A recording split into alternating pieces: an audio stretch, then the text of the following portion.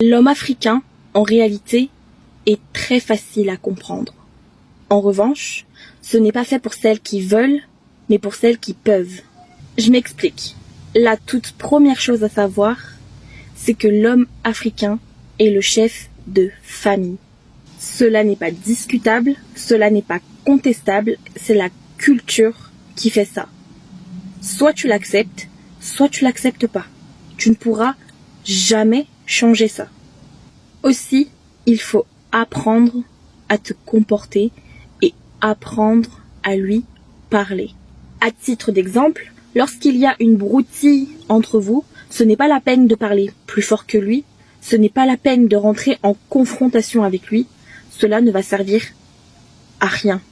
Apprends à te retirer, apprends à te calmer et surtout apprends à contrôler tes émotions. Ce n'est pas parce que tu te tais que cela veut dire que tu es idiote. Bien au contraire. Tu lui montres d'une part qu'il est en tort et d'autre part que tu le respectes et c'est ça qu'il recherche. En plus de cela, il va venir te demander pardon. Il ne va pas te le dire explicitement, évidemment, ça reste un homme africain. En revanche, il va te le montrer. Je vais être très honnête avec vous. Si vous cherchez l'égalité, si vous cherchez la justice dans une relation avec un homme africain, je vous arrête tout de suite en vous disant que vous vous trompez de bord. En revanche, si vous êtes en capacité de vous maîtriser, cela veut dire que vous maîtriserez votre homme.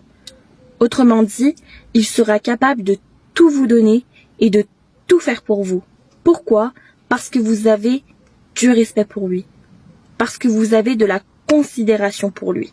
Encore une fois, l'homme africain n'est pas fait pour celles qui veulent, mais pour celles qui peuvent. Retenez bien ça.